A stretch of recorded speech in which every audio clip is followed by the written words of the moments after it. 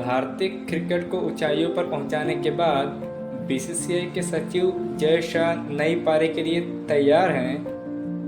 उन्हें आईसीसी के अगले चेयरमैन के रूप में चुना गया है। इस तरह से एक बार फिर वर्ल्ड क्रिकेट पर भारतीय का राज होगा।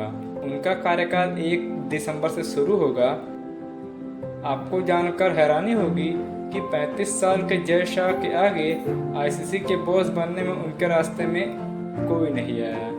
वे निर्विरोध आईसीसी के चेयरमैन चुने गए। जय शाह 1 दिसंबर 2024 को ये प्रतिष्ठित पद संभालेंगे।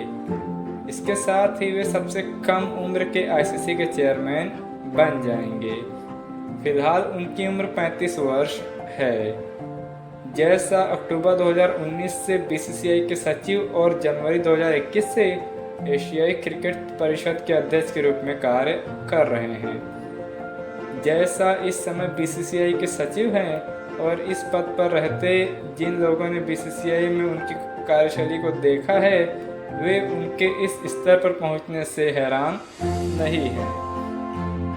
वे एकाएक इस पद पर नहीं पहुंचे बल्कि उनको यहां तक पहुंचने में 15 साल लगे हैं। साल 2009 से ही वे प्रशासनिक अधिकारी के तौर पर क्रिकेट से जुड़े संघ बोर्ड में रहे हैं और अपने काम के दम पर वे आगे बढ़ते रहे हैं। जय शाह का क्रिकेट प्रशासन में औपचारिक प्रवेश साल 2009 में हुआ था।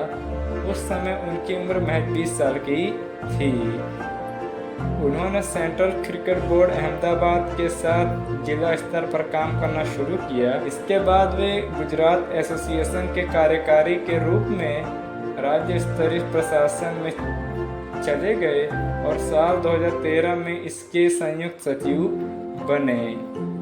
वे अहमदाबाद में दुनिया के सबसे बड़े cricket stadium Narendra Modi stadium के निर्माण में एक प्रमुख व्यक्ति थे। अगले कुछ वर्षों में उनके तमाम महत्वपूर्ण योगदानों के कारण उनको साल 2019 में सबसे कम उम्र के बीसीसीआई सचिव के रूप में चुना गया। साल 2019 में ही जय शाह को आईसीसी के चीफ एग्जीक्यूटिव कमेटी की बैठक के लिए बीसीसीआई के प्रतिनिधि के रूप में चुना गया था। बीसीसीआई में सचिव और आईसीसी में भारत का प्रतिनिधि बनने के बाद साल 2021 में जय शाह को एशियन क्रिकेट काउंसिल का चेयरमैन नियुक्त किया गया। साल 2022 में वे आईसीसी के बोर्ड के सदस्य भी बन गए। साल 2024 की शुरुआत में जय शाह को फिर से एसीसी का चेयरमैन चुना गया। एसीसी अध्यक्ष के रूप में फिर से नियुक्त होने वाले वे सबसे कम उम्र के प्रशासक भी बने। एसीसी की पहुंच बढ़ाने से लेकर नए टूर्नामेंट शुरू करने और युवा प्रतिभाओं को निखारने में जय शाह का अहम योगदान रहा है। साल 2022 में जय शाह ने आईसीसी की ओर कदम रखा और वे फाइनेंस और कॉमर्शियल अफेयर्स की समिति के प्रमुख भी बन गए। उन्होंने राष्ट्रमंडल खेलों जैसे अंतर्राष्ट्रीय आयोजन लेग क्रिकेट को शामिल करने की वकालत करने में महत्वपूर्ण भूमिका निभाई।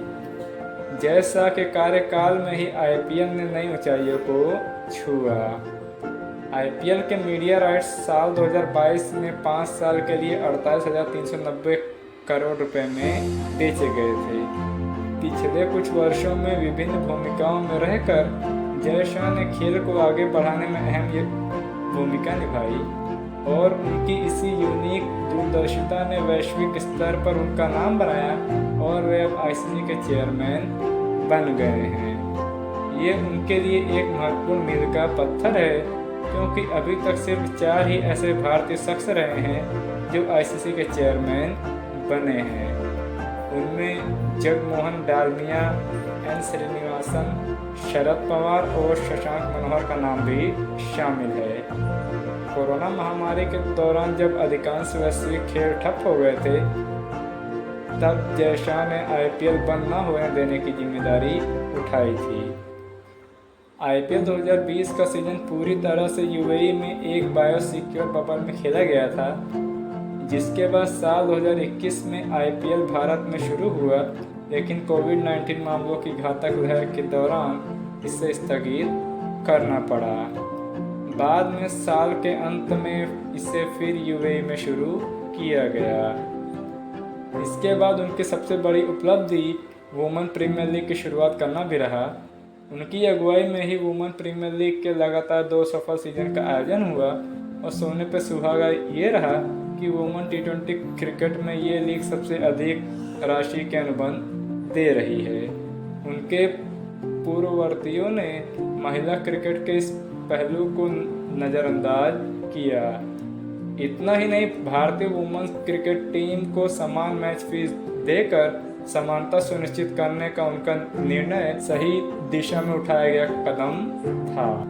इसके अलावा एक और नीतिगत निर्णय जय शाह का टेस्ट क्रिकेट को प्रोत्साहन देना रहा। भारत इस साल 10 टेस्ट मैच का सत्र खेलेगा, जिसमें अगर रोहित शर्मा और विराट कोहली सभी मैच खेलते हैं तो उन्हें 6 करोड़ रुपए की मैच फीस मिलेगी।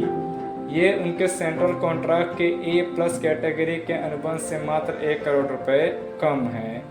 जैसा कि एक और बड़ी उपलब्धि नए NCA का निर्माण है, जो एक हाई परफॉर्मेंस सेंटर है जहां घरेलू सत्र के दौरान एक ही स्थल पर कई प्रथम श्रेणी मैचों का आयोजन किया जा सकता है। तो दोस्तों, ये है वो उपलब्धियां जो जय शाह ने अपने कार्यकाल के दौरान हासिल की। अगर आपको ये वीडियो अच्छी लगी हो तो इस वीडियो को लाइक करना और चैनल को सब्सक्राइब करना ना भूलें। धन्यवाद।